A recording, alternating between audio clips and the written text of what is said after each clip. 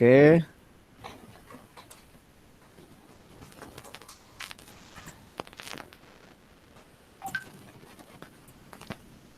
Tertampil nggak slide-ku? Udah, Pak. Udah, Oke. Pak. Oke, kita mulai perkuliahan kita ya. Jadi kuliahan kita itu sebenarnya materinya lebih ke hacking dan penetration testing. Sama istilahnya. Hacking, ya penetration testing. Tapi yang kita pelajari itu lebih ke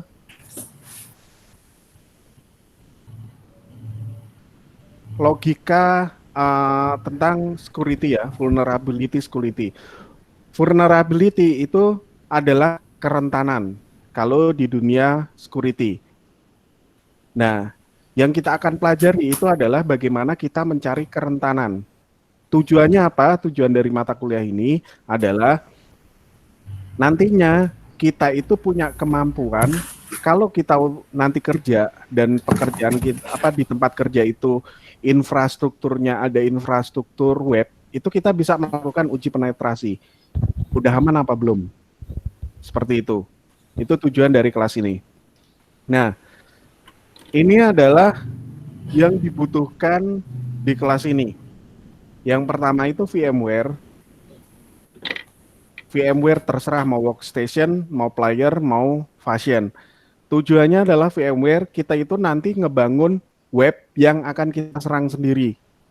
Itu VMware. Terus yang kedua itu adalah Linux. Di dalam VMware itu ada Linux. Terserah mau pakai Kali atau Samurai WTF. Kalau Linux ada yang udah pernah pakai di sini? Belajar kita. Pernah Pak, cuman sedikit. nggak dalam Pak, dikit doang. Oke. Nah itu sebenarnya udah detail banget Kali Linux. Nah ini ada salah satu sertifikasi yang paling populer, lebih populer daripada EC Council CEH itu adalah Offensive Security.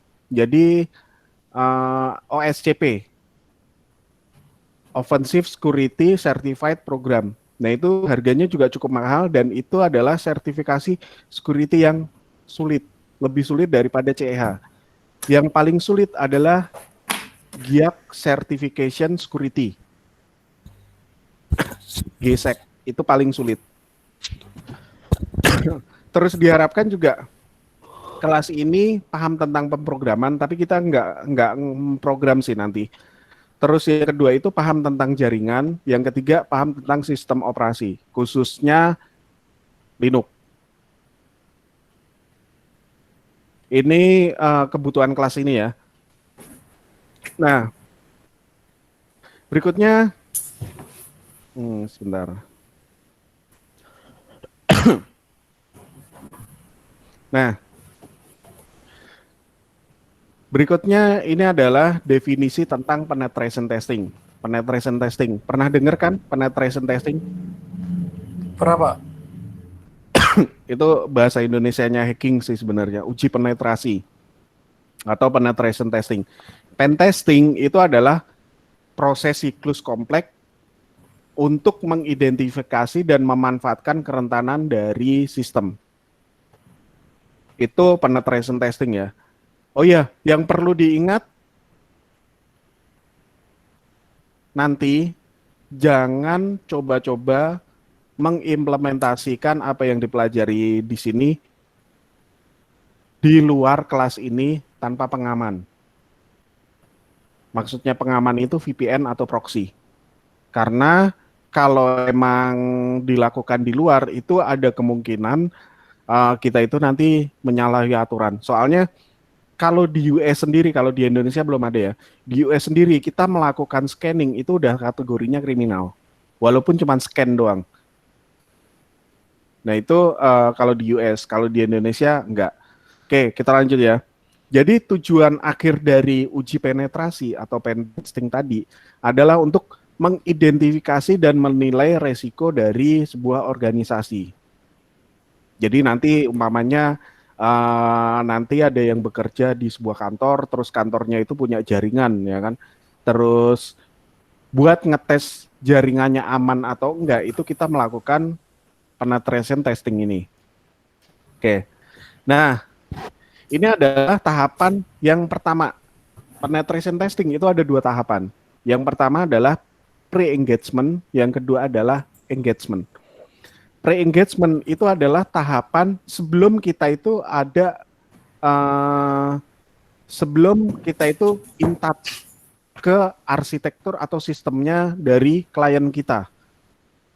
Entah itu klien, entah itu perusahaan kita. Jadi yang pertama itu kita harus lakukan adalah, nih dijelaskan poin 1. Sebelum ada kesepakatan dan keterlibatan, seorang penetration tester profesional itu harus duduk bersama klien, ngebahas dan menyepakati sejumlah masalah hukum dan teknis. Itu harus dibahas di depan sebelum kita melakukan pentest ya. Nah, pas kita duduk bareng sama klien itu kita nanti ada kesepakatan. Ada dokumen. Dokumen itu disebutnya adalah Rules of Engagement atau aturan keterlibatan. Ini ya, poin 2 ya.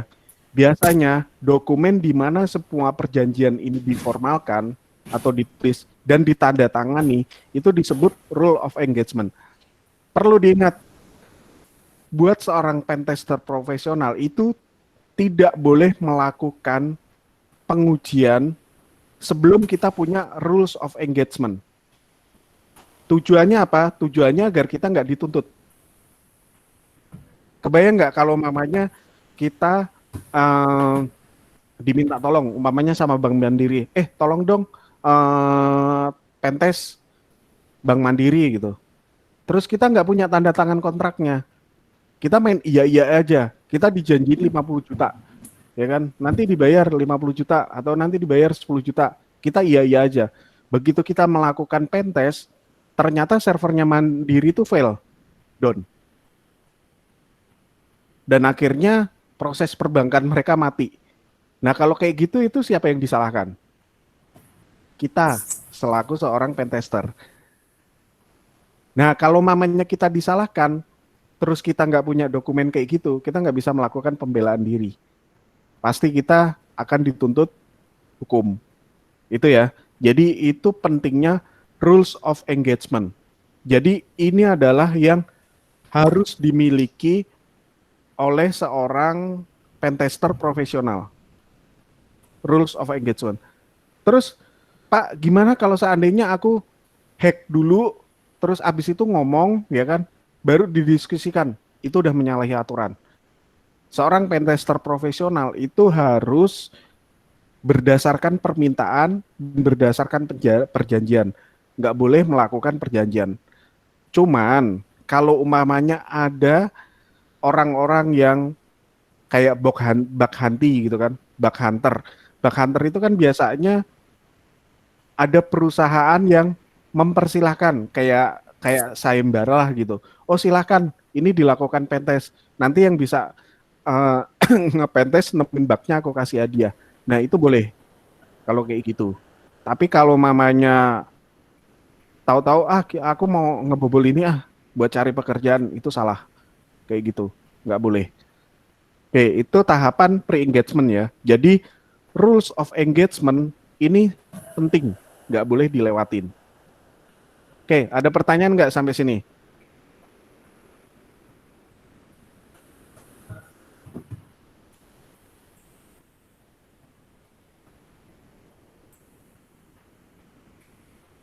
Oke, kalau emang nggak ada, kita lanjut ya.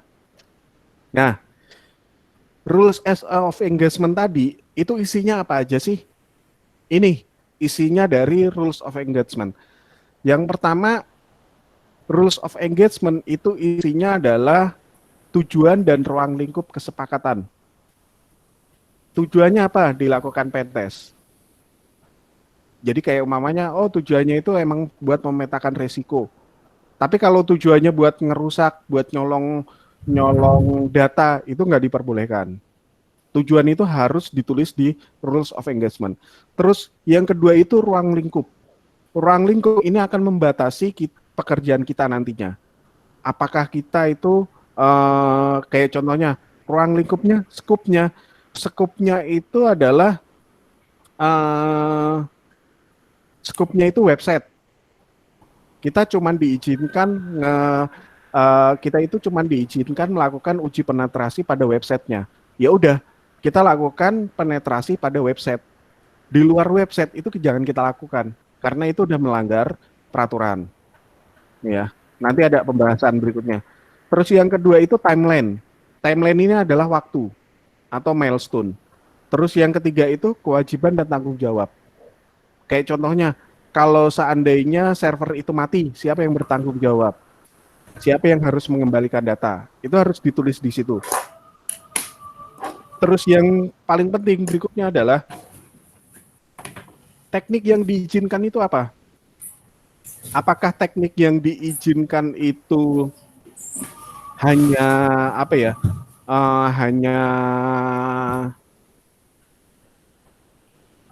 Hanya SQL injection atau boleh sampai ke teknik apa itu social engineering, itu yang paling menghancurkan. Itu harus dicatat di situ. Terus ekspektasinya itu juga ditulis di situ, sama yang berikutnya adalah pernyataan kerja. Detailnya nanti ada di slide berikutnya. Ini yang pertama, yang tadi tujuan dan ruang lingkup kesepakatan.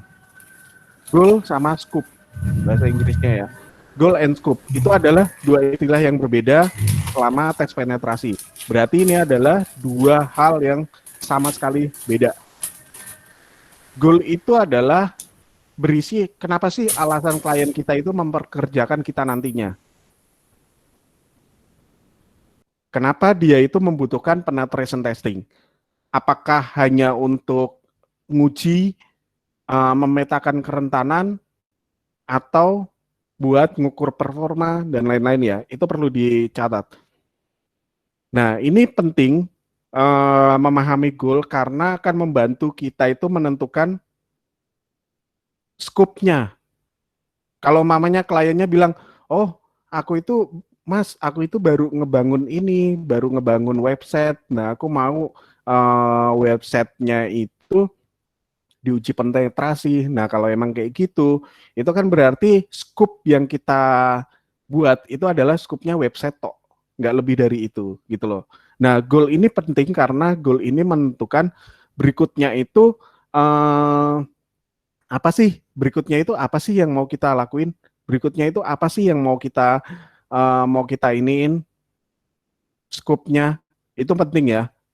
Terus yang kedua ini tadi scope of engagement. Scope of engagement ini menentukan apa yang harus dites. Jadi ini mendefinisikan batas-batas tes kita. Penting dari perspektif hukum karena nih yang perlu digarisbawahi. Setiap tes di luar lingkup yang telah didefinisikan adalah pelanggaran rules of engagement. Dan karena itu dapat mengakibatkan tuntutan pidana. Nah, itu harus ini. Jadi, kalau mamanya kita mau ngetes, kita harus minta izin dulu. Pak, boleh nggak kita melakukan social engineering? Kalau emang nggak boleh, itu ya udah nggak usah dilakukan. Tapi kalau emang boleh, tulis di rules of engagement. Tujuannya adalah social engineering itu kan yang kita serang orangnya, psikologi orangnya. Kalau mamanya orangnya itu nanti karyawan yang kita lakukan social engineering itu mamanya malu, terus dia nuntut, kita bisa buka dokumen itu. Ini social engineering boleh.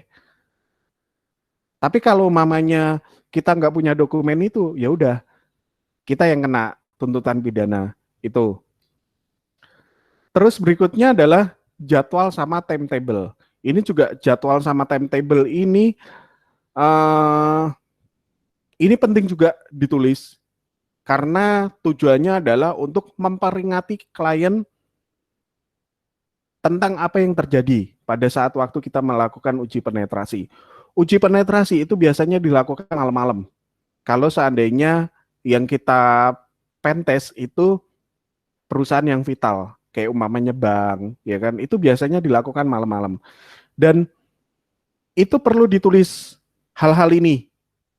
Timetable ya. Ini perlu ditulis. Kita rencananya startnya kapan, Berakhirnya kapan uji penetrasi kita?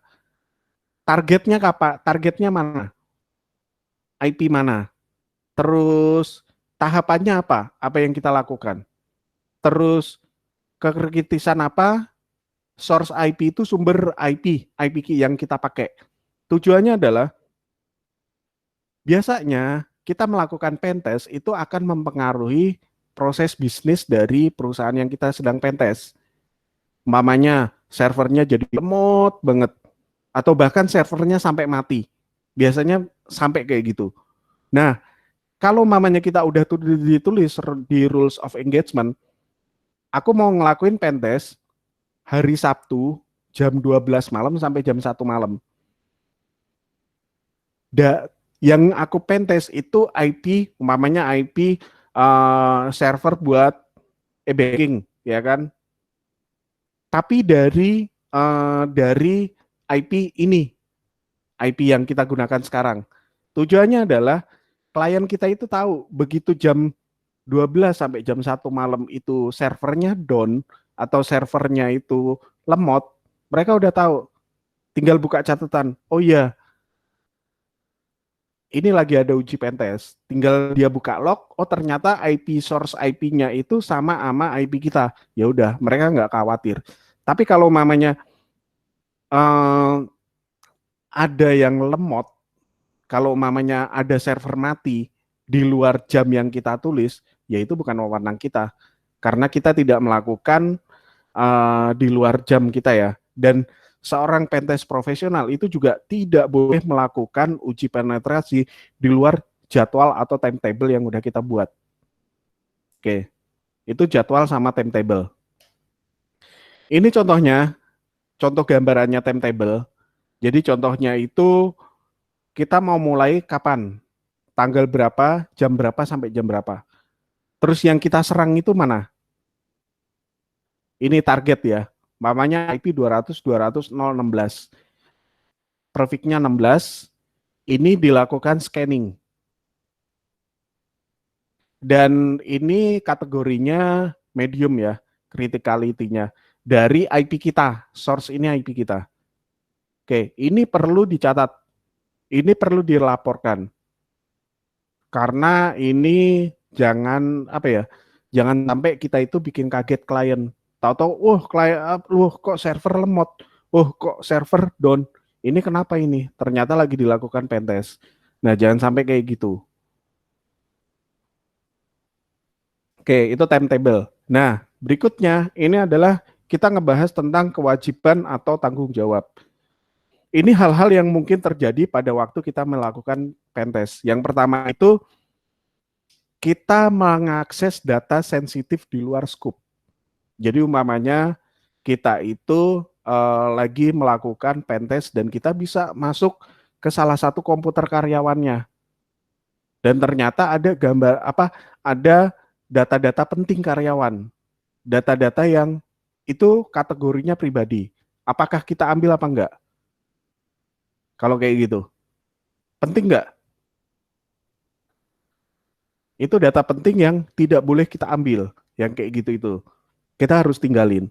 Terus yang kedua, kita secara tidak sengaja itu menghapus data.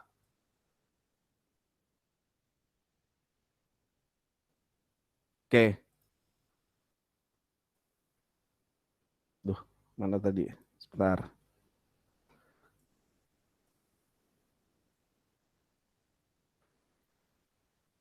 Oke, yang kedua adalah kita secara tidak sengaja itu menghapus data.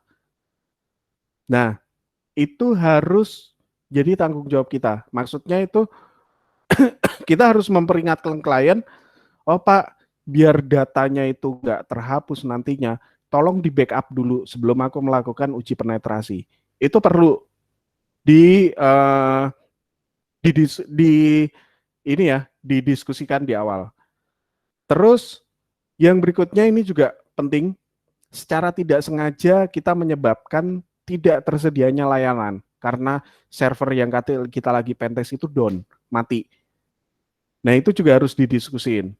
Terus bencana lainnya yang berdampak pada organisasi. Nah, itu juga harus didiskusin. Jadi kayak contohnya, oh kita nggak sengaja matiin router.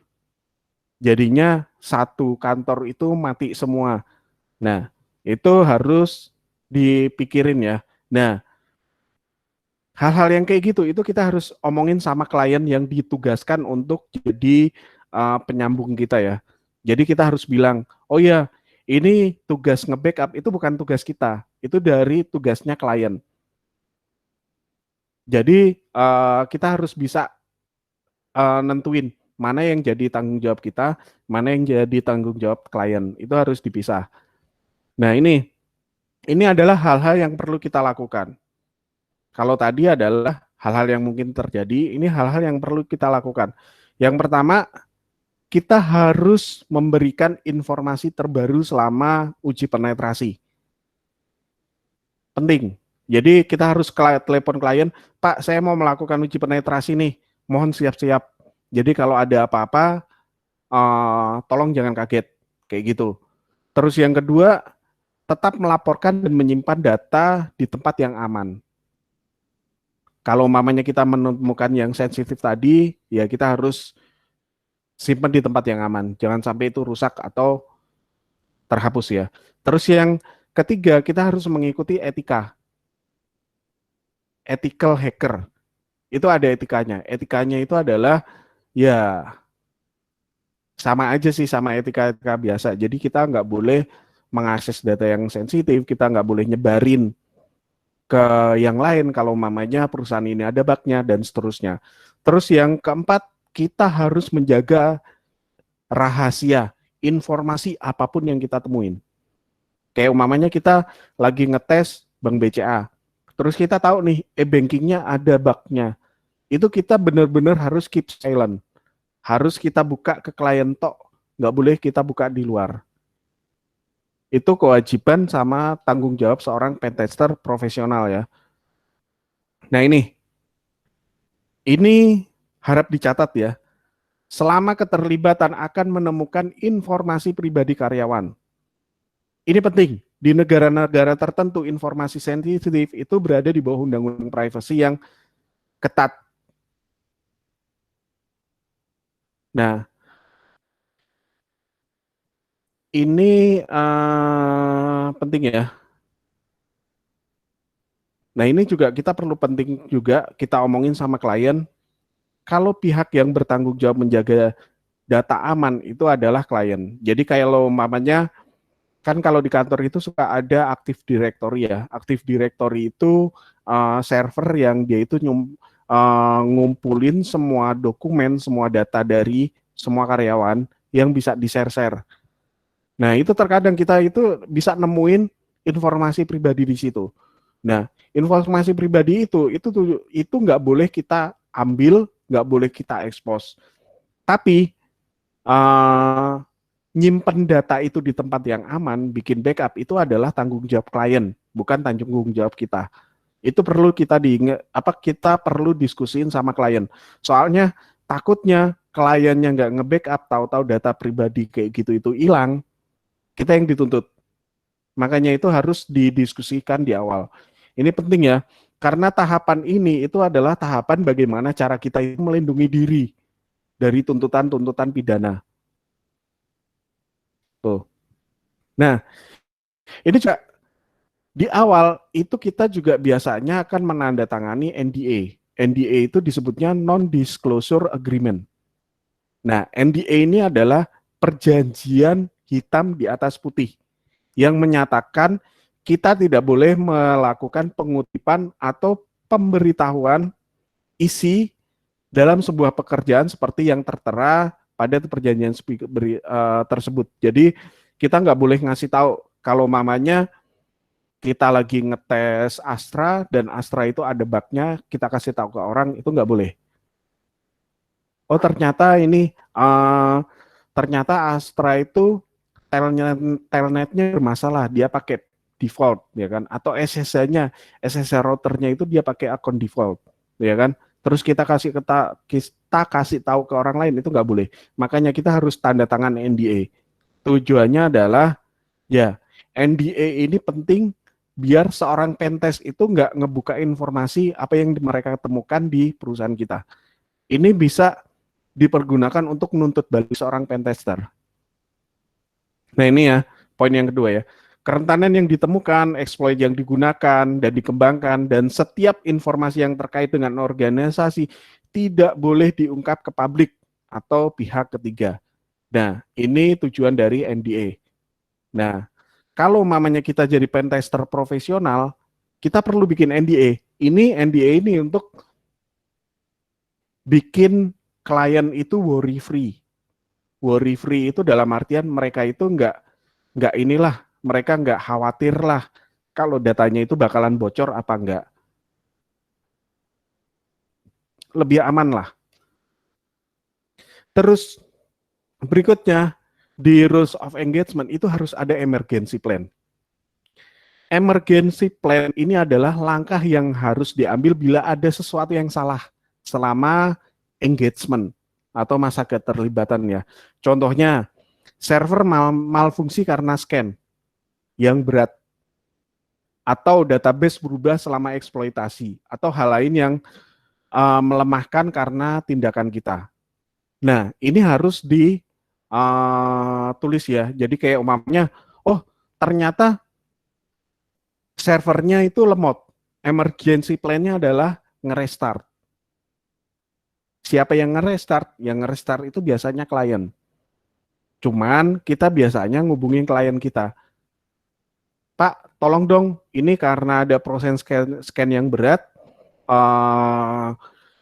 ini perlu dilakukan emergency plan yang pertama.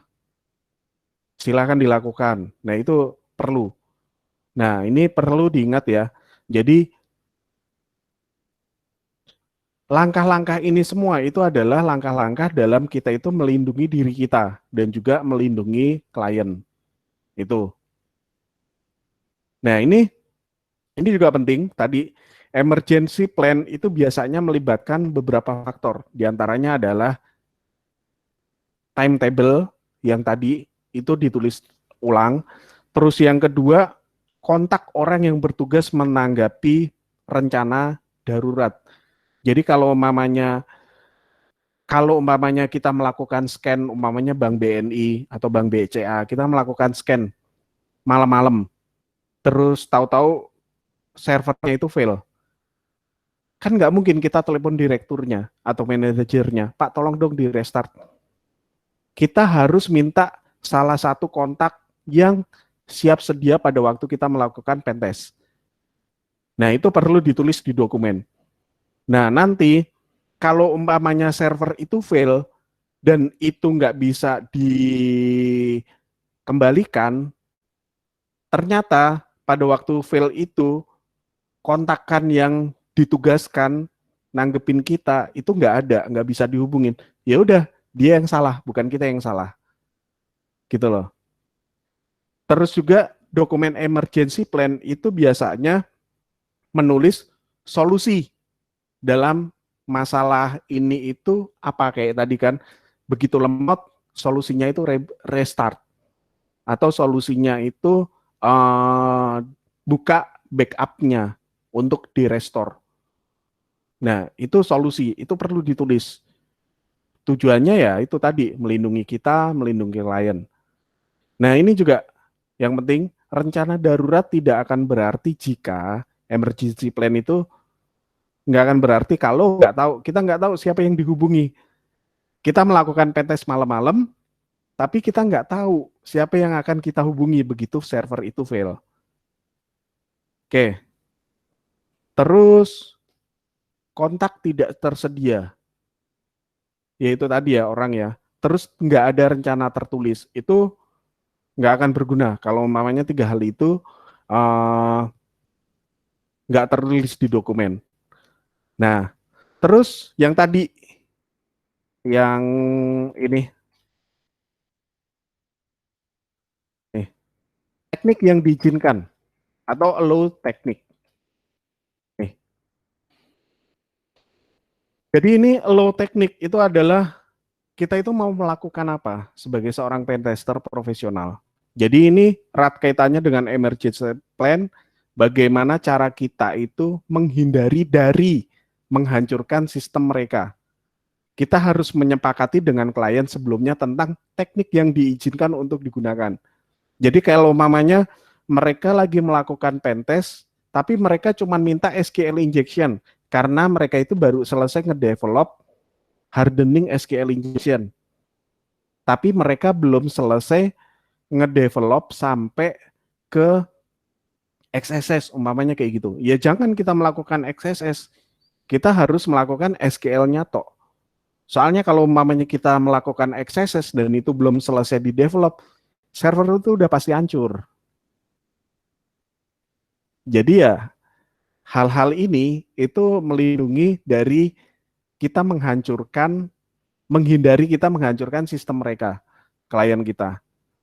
Nah ini yang poin kedua, mendefinisikan apa yang diperbolehkan dan apa yang tidak di awal, itu akan mengurangi kemungkinan keterkejutan klien terhadap berita buruk karena efek yang dihasilkan dari uji penetration yang kita lakukan.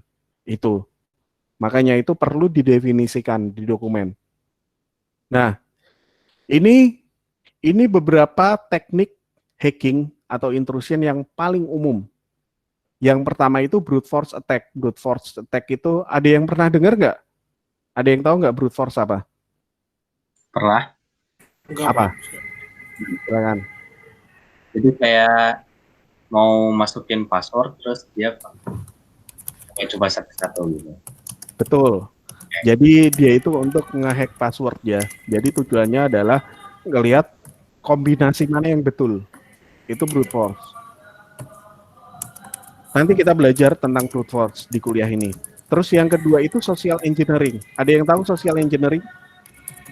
Social engineering itu jadi hacknya bukan ke sistemnya tapi ke seolah jadi kayak mencuri data dari karena kecerobohan penggunanya sendiri. Betul. Itu ya, contoh social engineering. Contoh tekniknya, Phishing. phishing itu ya itu juga bisa.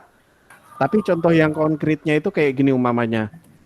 Kita tahu nih, si A itu ternyata admin di Bank Mandiri. Kita deketin dia. Atau nggak usah dideketin, tapi kita lihat perilakunya dia. Dia hari Senin ngapain, hari Selasa ngapain, hari Rabu ngapain, terus sampai hari Minggu itu dia ngapain. Hari Senin itu dia biasa nerima tamu apa aja. Nah, social engineering itu biasanya kita kayak contohnya kita udah tahu nih kebiasaannya dia. Kita tahu oh hari Senin dia itu biasanya nerima IT, ya kan? Buat ngecek sistemnya dia. Tapi ternyata hari Senin pada tanggal 24 kita cek di perusahaan IT-nya. Oh IT ini tuh nggak bisa datang. Nah kita nyamar jadi IT yang nggak bisa datang itu. Pura-pura jadi IT yang harus ngecek sistemnya dia. Itu social engineering. Jadi nggak berhubungan sama sistem biasanya.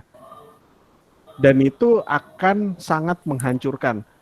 Karena emang manusia itu pada dasarnya vulnerable, rentan, bisa dibohongin. Tuh, itu manusia pada dasarnya. Itu teknik social engineering ya. Berikutnya adalah data harvesting of temporary internet file and history. Data harvesting ini adalah harvesting ya, manen ya. Jadi kita itu manen data dari internet file ataupun history. Itu perlu. Terus yang berikutnya yang paling penting itu yang umum dilakukan itu phishing attack. Phishing attack ini adalah phishing, ada yang tahu phishing nggak? File. Gimana? Jadi kayak dia nipu ke ngirim spam gitu, bilangnya akunnya perlu diverifikasi misalnya karena ada masalah, tapi suruh masukin username password gitu. Nah kita ambil username passwordnya terus masukin ke yang aslinya gitu. Ya bisa seperti itu. Jadi phishing itu sebenarnya tahapan bagaimana kita itu mengelabui user untuk berpura-pura. berpura-pura menjadi seseorang yang lain. Jadi kayak contohnya kita bikin website nih. Kayak contohnya dulu pernah ada kasus yang klik BCA jadi kilik BCA. Jadi L-nya itu dibalik doang. Dan itu tahapan phishing. Jadi dia itu berpura-pura seolah-olah dia itu adalah webnya BCA.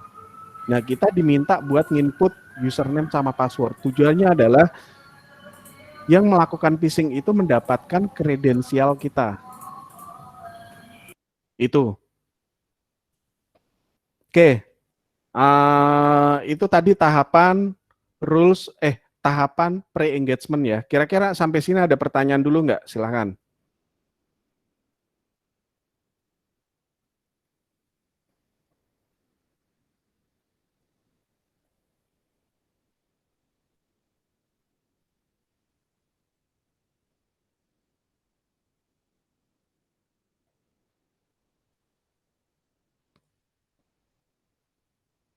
Pak, Ya. kalau dictionary attack itu gimana? Kan kalau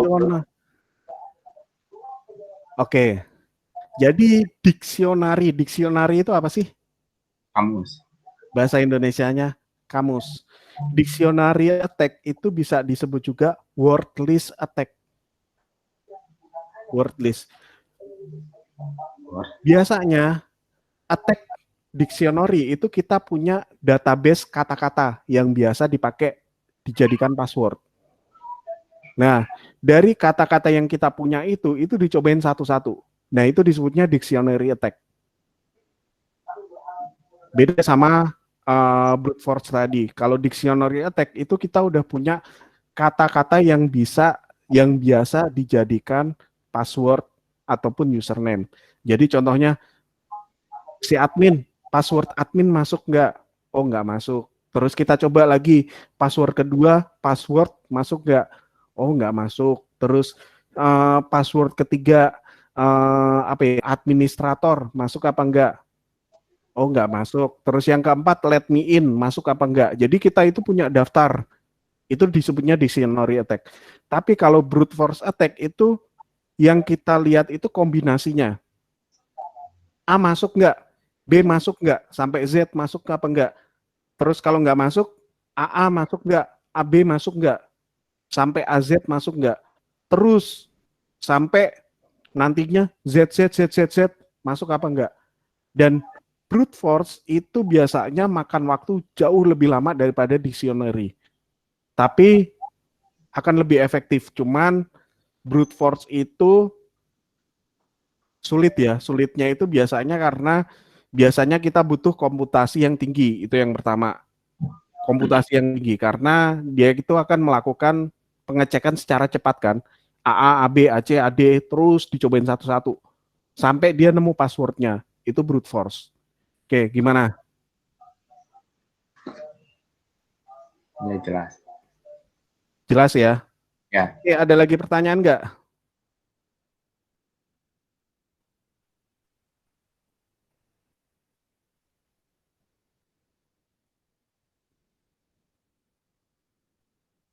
Oke.